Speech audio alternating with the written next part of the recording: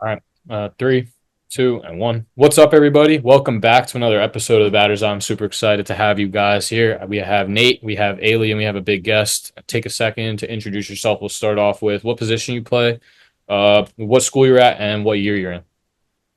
How's it going? I'm Alex Hernandez. I'm kind of a utility player. I pitch and then play second base, first base, left field, third, kind of wherever, pretty much.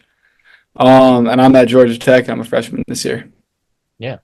And so, first of all, actually, Nate, we'll give you the first question. I know you like to start off with. Yeah, Alex, I want to talk about before college, before you got there. You're a top 100 player in the country. Your school's looking all over you. I want to know what made you lead toward Georgia Tech as your school to play college baseball. So my recruiting process started a lot earlier than most. I think I got recruited when I was 15 years old, and my best friend at the time, Kyle Henley. I'm not sure if y'all know who he is. He was committed here, and he kind of told me, he's like, look, this place is pretty great. The coaches would love you. Just come out to a camp and like we'll see you play. And so I went out to that summer camp and played pretty good. And I was like 84, 86 on the mound at 15 or 4. I think I was 14 at the time going into my 15U season. And so I was like throwing pretty hard for my age. I hit the ball all right. So I kind of like got my name out on the radar. And then they came out to one of my games. I ended up throwing a no hitter. And from there on, they kind of just like talked to me, and then they gave me the offer, and I committed like on spot. So I never really got the whole like college recruitment like experience that everyone else got, but I mean, I don't regret my decision at all. And I just wanted to ask you, like, looking back on it, not to say do you regret it, but do you wish you maybe had the opportunity to take a look at a couple other schools? But talking about it, now that you're there, I mean, it seems obviously like it's paid off numbers wise, success wise as a team, Yeah. for sure. But just talk about the not necessarily like the process of it, but what goes through your mind as just a senior looking through all your friends, especially all the other top guys go through that process, and you're looking at all the other top schools. Obviously, they still reach out. It's a whole process. But what's it like, keeping your commitment locked to Georgia Tech, staying close to home? Obviously, that was, seemingly important to you. Working in with the guys that you continued to work at and put work in with, and staying close to family. But talk about that. I mean, obviously, it's, especially committing early, it's a little different. It's tough to keep you there while all these schools are trying to pry at you. But talk about that a Yeah. little. I mean, it was definitely like difficult at times. You would like open up Instagram and you'd see another one of your friends or like one of the top kids in the country posting like their pictures at LSU or their pictures at Ole Miss or like Arizona, and like they have these really cool pictures on Instagram, and it's like it it's pretty cool. Like you want to like go through that experience, especially like when you know that you're good enough to like go through it all. But for me, it was like I had talked with Coach Ramsey, and he was like everything I needed out of a coach, and he put all of his trust into me. So I was like, I don't need I don't need any of that, to be honest. Yeah. Um, and I mean, there were a few schools that would try to pry at me and try to get me off my commitment, offer me whatever money they had, and there was just no need for it. I'd known a few people that have played for Coach Ramsey and Coach Hall, and they're like, look, if you're bought in, like they're gonna do whatever they can to get you where you want to go. And now that I'm here, I can 1,000% back that statement, and they do whatever they can for me. Yeah. What advice did you receive when you were going through the recruiting process? And then what did the coaches tell you that you just were like, okay, yeah, that's it? Um, Really, the main advice I heard was not to rush it. And it's kind of funny because I kind of did end up rushing it, but I thought this was the right fit for me regardless. And it was actually a pretty funny story. My first offer was UNCW, North Carolina Wilmington, Yeah. and I really wanted to take that at the time. My both of my parents ended up they went there, and so they really wanted me to go there as well. And I was still talking to Tech and then a few other ACC schools. I think like Duke, Miami, and UNC at the time. And I was like, all right, I'm just gonna wait it out a little bit. I'll sit on that offer. Not really. I'm not accepting it quite yet. And then when Tech offered me, that was kind of like my dream school at the time. I was like, I have to accept this. Like, this is exactly what I want. But my dad kind of was like, look, I mean, you can go to UNCW and you're probably going to play day one there. Like if you go to Tech, you might not play day one. Like it's going to be a lot harder. It's going to be it's a different level of work, and you got to be ready to put that in. Because at the time, I wasn't like very good. I was maybe ranked like 400th in the country. I was throwing like 88, hitting balls like 95, like nothing crazy, no like crazy tool. And I looked at my dad and I was like, "Look, man, like I'm all right with that. Like if I have to put in work to get better, then that's fine with me. Like I'd rather go to Tech. That's my dream school." And I guess I'm at where I'm at now. It's not too bad. For sure. One more thing I want to kind of touch on, just we'll talk about before you get there. Um, like you said, I mean, your dad said it best. Tech is a tough school. The competition is tough. You guys are playing in the ACC. It's one of the best baseball conferences, if not, the best. It's right up there with the SEC. And you put in a ton of work. Notably, at least the work that I know of and I've seen with Tyler at Triple H, with some of the guys, top guys like Ryan Weidman, RJ Austin, other top freshmen like Levi Clark, Terrence Keel. Having all those guys in the gym in and out with you, working with a coach like Tyler, what is it like training with some of the top guys in the country that you get to, take little things from them? And also, how does that help your competitive edge? Because those are some of the best guys playing at all the top schools that, you're going to see come playoff time. Um, I think it helps a lot getting to work out with those guys, getting to hit with them all the time. I mean, you're always competing with them. So it's like even if you just go take BP, you're always like messing around. Like me and Levi would go hit, and we'd be like having a home run hitting competition just for fun. Like Mm-hmm. we we both want to see the best out of each other, but we're messing with each other, having fun out there. I think it just gets us better when you get to work with someone that's just as talented as you are. Yeah. I mean, And I mean, we work with Tyler, and Tyler's been great for me. He's he never really has to say anything about like my swing or anything. He kind of just throws his BP, watches us, supports us, posts us on social media, gets us attention. We get him some attention in return, and I mean, we always have a great time with him. yeah. I mean, he's awesome. Had to shout him out for sure. He was excited to see that I was having you on. He's been pushing Oh for a yeah, he's the while. man. He's the And man. he's been waiting for this one. Been telling when he's been asking me like every couple of weeks, asking when I got it. I was like, it's soon. It's soon. Don't worry. We'll get it done. Anyone else, Nate? I know you have a couple questions. Yeah, I want to talk about news that broke last week. Coach Danny Hall announced that he won't be returning after this year. And I want to know how y'all keep your head on the goal at task when that news is swirling over your head. How you not focus on that and just focus on the task at hand? So I think a lot of people anticipated that when that news came out that it was gonna like mess with us and kind of like almost like hurt us. And I think the complete opposite happened actually. So I'm not sure if y'all are aware, but his first ever team that he coached here, they ended up going to Omaha. And early on in our season, like this fall, we sat down as a team and wrote all of our goals that we wanted to happen this season on our mirror in the locker room. And the main goal that we had is go to Omaha.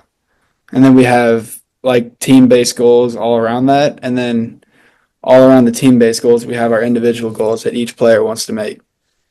And it's all surrounded by the big term of Omaha. And when Coach Hall announced to the team that he was retiring, he said that his first team went to Omaha, and he said this is the best chance that he's had in a long time of going to Omaha with this team.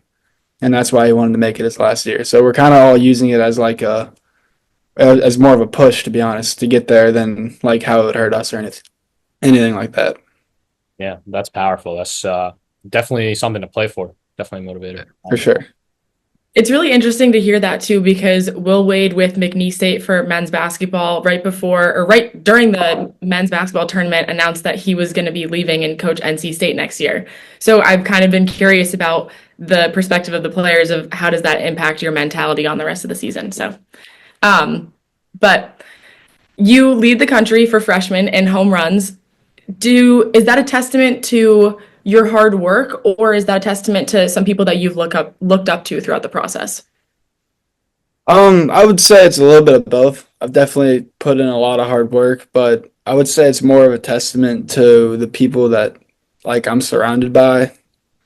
I mean, Coach Ramsey's, I think he's the best hitting coach in college baseball. Like, there's no better way to put it. Our team hits. We've done it every single year. We've had enough hitting, or like our hitting's been good enough to go to Omaha for the past 3 to 4 years now. And I can't thank him enough for what he's been able to help me with so far. I'm very excited for what he's going to continue to help me with. But it's definitely a testament more to the people that I'm around. Um, like even like Drew Burris, for example, he's helped me out a lot. I mean, he went through the entire thing. He went through it all freshman year, and I'd say he came out pretty successful on top. Another guy that we had, his name's John Giesler. He's a sixth year this year, Yeah. and he got injured in the fall, and instead of like showing up like mad that he couldn't play anymore, that he was injured, he showed up every single day to get us like hyped up, fired up to get ready to go practice, just to make sure that everyone's getting better. And he helped me out a lot this fall because he was also a third baseman at the time. And so he gave me like fielding tips, hitting tips, kind of just like mental tips going throughout the freshman fall and leading up into the spring. Yeah, that's super helpful. And then like you mentioned, the talent that surrounds you guys, especially on the team, the hitting, even the pitching, the talent is truly like it's one of the top teams all around. We saw that in the series last weekend. Played a very, very tough series against a top five team in Clemson at home. Killed them in one of the games. The other two games were very close games that you guys dropped, and we're not going to really dwell on those. But something I just wanted to talk about was the talent on your team, like like you said with Drew Burris, now with Kyle Lodice as well, one of the best hitters in the country. Yourself, what adjustments have you guys made just as a team, and how have they helped you make those adjustments? Because the difference from high school to college ball is obviously a very big one, whether it's the pace of the pitches, the break, the timing adjustments, and all these other little things. But how does having that talent around you, getting tips from them, learning from them day in and day out, help you make those little adjustments and help you get on pace to adjust to college baseball? I think that's one thing that we kind of didn't really know what we were going to do about going forward, like early on, because we have I mean, almost a completely new team. We have like three kids that are like juniors on the team, and then we have a few seniors, and that's it. We're a very young team. I mean, you can say we're inexperienced for sure, but I mean, Kyle Lodice has played D2 baseball. He balled out at Augusta, but it's nowhere near the same level as it is here. And I'm a freshman this year. Burris was a freshman last year. Vaughn was a freshman. We have a bunch of young guys that really they have a little bit of experience, but like nothing too crazy. So it's kind of something that we're all kind of working out, figuring out as we go on. But I mean, I would say we're playing like we have it figured out right now.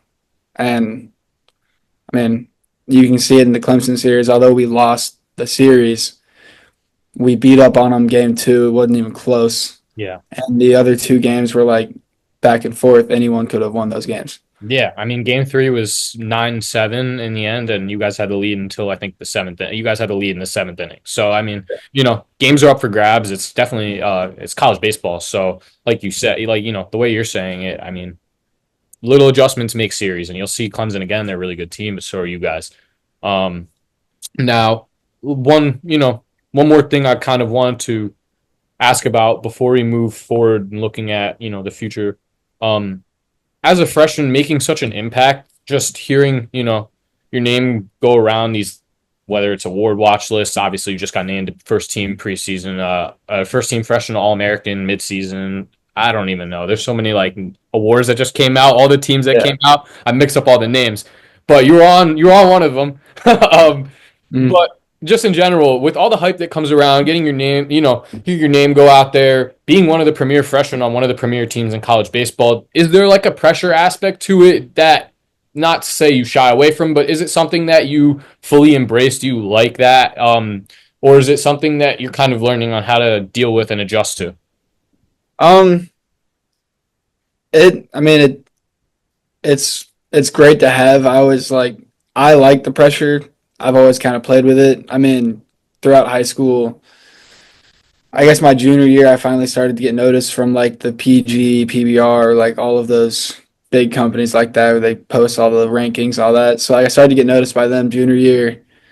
Senior year, I got posted a bunch on like all the teams, like preseason All American, whatever. Yeah. I don't buy into them too much, to be honest. It's like it is what it is. Mhm. But and like getting to play at the combine mainly was like the big thing for me. Was like it's like, oh, it's like this is a real thing. Like I have a future in this, and that really opened my eyes up a lot. And like I felt like for me that if I can play through the pressure and perform at the combine the way that I did, then like that's the biggest scale. I'm playing in front of every MLB team, all the representatives, their entire front office at the combine. If I can go through that and be just fine and perform there, then a few thousand people in a crowd's not nothing too crazy. Yeah. Completely get that. Haley, you have a question? I know you have something you wanted to ask before we move on to rapid fire. Yeah. Kind of now leaning to things off of the field, looking at the person that you are and the type of teammate and leader and hard worker. Just kind of wondering when you eventually will go into the draft and all that stuff, like what are the fan bases and your future teammates and coaches going to be getting in Alex Hernandez? Um, that's funny. That's one of the questions I got asked at the combine.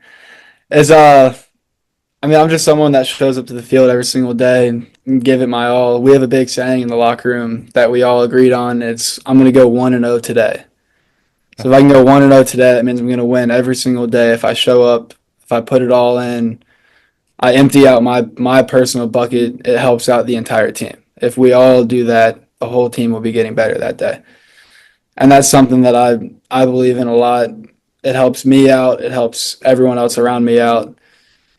Like that's the biggest thing that I could say that I'm going to bring out is I'm going to give it my all every single day at the field. Um, yeah, I don't know. I like have fun with everybody else, but mainly just show up every day and give it my all. Yeah. More, sorry. Who do you play for? Like, what motivates you day in and day out? Um, I mean, I like to say like my biggest motivator was actually a funny story. One of my previous coaches was not a fan of me and like basically just told me straight up, you're never making it to college and like you're never gonna play at Tech.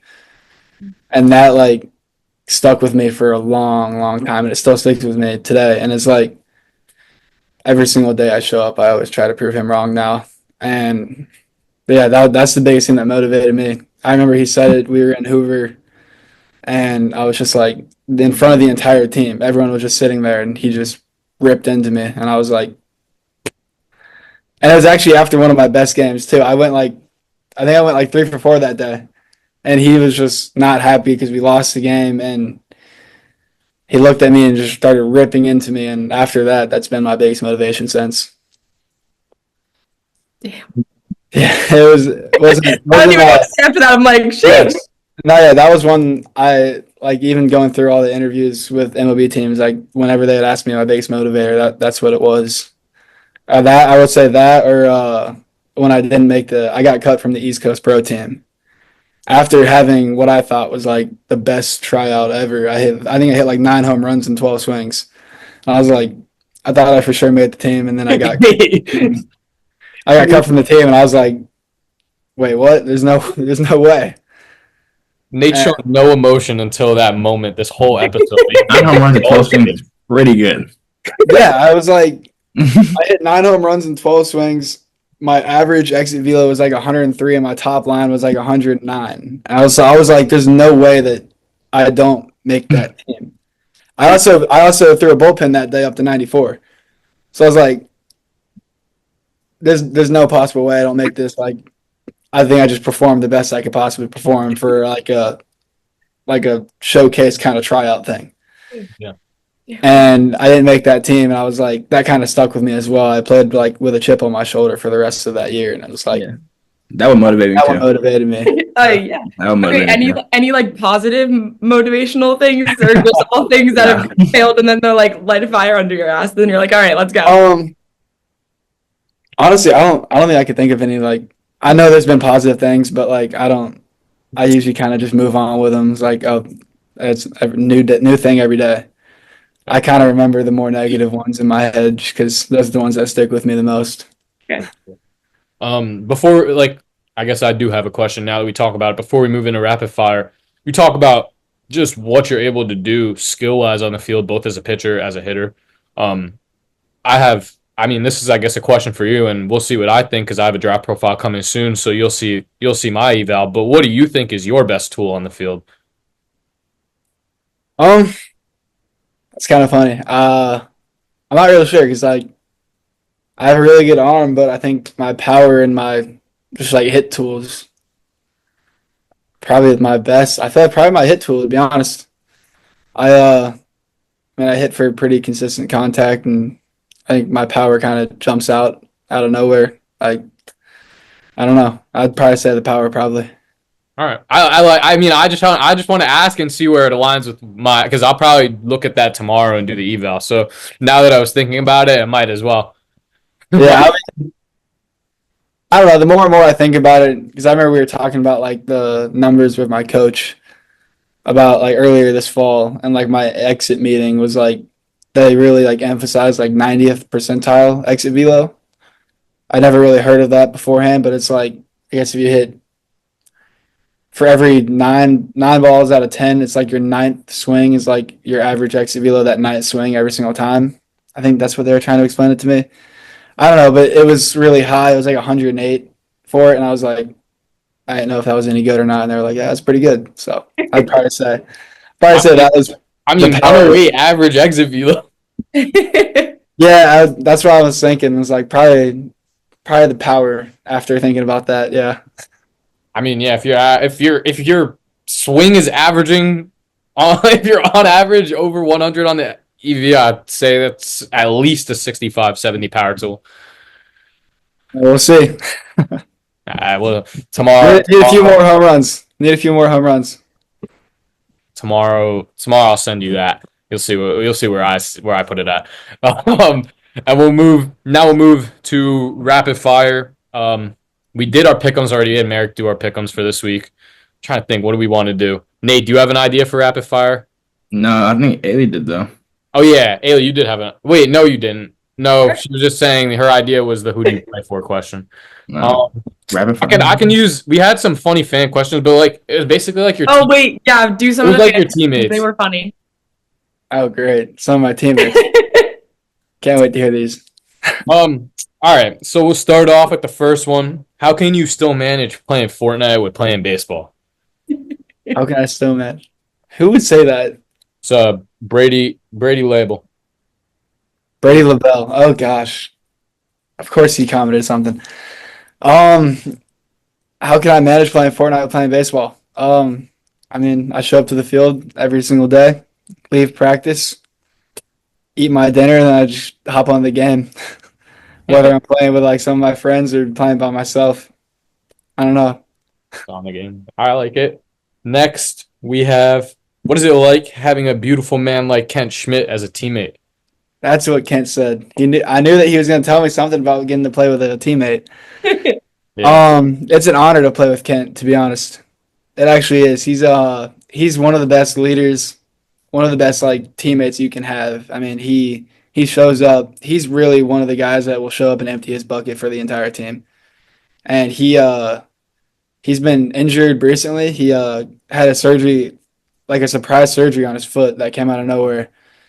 And he shows up every single day, even when he couldn't be at the Notre Dame series. He couldn't show up to that one. He was on his phone 24/7, constantly like tweeting about the team, like giving everyone a little highlight about it. That's So all. like he's the most caring teammate I've ever gotten to play with, and he's the man. So it's been an honor to play with Kent for sure. Shout out, Kent. Next, I'm gonna let you guess who has this question. Once I read it, do you ever feel the pressure of being Big Papa, or is it just natural greatness at this point? What? Uh, I have no clue who that would say that. Sydney? Is it your sister? Is it Sydney Hernandez? Is it your sister? Yeah. Yeah, that would be my sister. She probably said that 'cause that's what my grandpa calls me. My Oh. grandpa calls me Big Papa. Wait, how did you get that nickname? That used to be my walk-up song in high school. Great choice. So I had that one freshman through junior year, I think. And I guess he would always come to the games, and that's what he started calling me because of that. So, What's it now? nickname. I have two walk-up songs. I have Después de la Playa, and then I have Luther from Kendrick Lamar. Those are my He two. was asking about the nickname, and then I was like, nope, never mind. He meant the walk up. We have this one was about Coach Hall. This one was Tyler. Tyler says, "What's up?"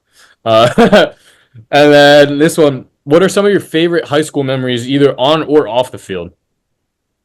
I'll do one for each. On the field, was my junior year, first round of state playoffs. We were playing Cherokee High School, and they were pretty high ranked in Georgia at the time. They were pretty good. We played them 2 years, or not 2 years. We played them two times previously in that year, and the first time they mercy ruled us like 16-1. The second time they beat us like 10-4. And so like we saw the drawing for the playoffs, and we're like, shoot, we're playing Cherokee. Like we've already lost them twice this year, beaten bad once, and not had a good score on the other one. So a lot of guys were nervous going in, and we're playing at home, so we have that advantage on us. But like everyone was nervous going in, and first inning starts, we get runners on first and second, and we hit into a double play and then fly out. So like all the energy, all the adrenaline we just had going into that just got killed right there in the first inning. Then they go out and put out 5 runs in the first. So now we're just like we're really, really low on spirit right now. Yeah, not gonna It matter. gets to get to the second inning, and I get a backside double, and there's 2 outs.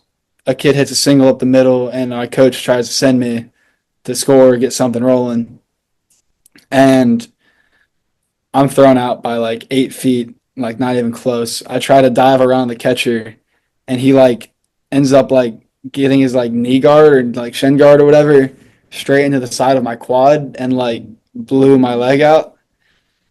And so now I'm like, I don't even know if I can play. I can't even hardly walk off the field. It's terrible. I wouldn't let my coach take me out of the game. I'm like sitting there in the dugout, like getting PT work done the whole time because I was a DH because I'm pitching in game two. Okay. And whatever, it's now like a 8-0 game going into the seventh, or no, going into the bottom of the sixth. We come back 8-5, and then bottom of the seventh, we ended up winning the game 9-8. And somehow we flipped the energy around, no clue how. And then we start game two, and my coach was like, "Hey, are you good to pitch? Like, your leg's still bothering you a lot." And I'm like, "I'm fine. I'm fine. I'll figure it out." And I ended up throwing 7 innings, 14 strikeouts, and gave up 1 hit. And it was like, I've never thrown that good in my life. And I ended up throwing like 94, 96 too. So, like, I don't know where that came from. It was just like straight adrenaline. Don't really remember much other than that, to be honest. Well, it's pretty, Basically, the catcher should Charlie horse you more often. yeah, yeah, for sure. Especially I'm going to pitch, definitely can do that because I don't know where that velo went like that either. I don't think I've hit 96 since then. So That might definitely just again. that's just the hitting. That's Maybe. just the hitting's coming together. Yeah, Nah, I guess so. I mean, hey, but you're still pitching out there too. I mean, what's it like coming in? Obviously as a hitter, doing your thing as a batter. I have no more fan questions, so this is kind of the last one I have now that it's even been brought up. But doing your thing as a batter and then in games coming to pitch, like obviously, I think I'm not sure. Maybe I'm speaking too soon on this, but I feel like the main focus moving forward might be hitting. But is Mhm. how fun is it to come in and also just pitch in some of these games, especially at the college level? I mean, I think it's pretty cool I get the chance to do that. I think that the future is definitely probably on the hitting side, to be honest. Yeah. But it's always nice having like the whole pitching thing in my back pocket. I mean, I can go out there and play second base for 7, 8 innings, and then my coach is like, "All right, go get hot. You're coming in to close the game."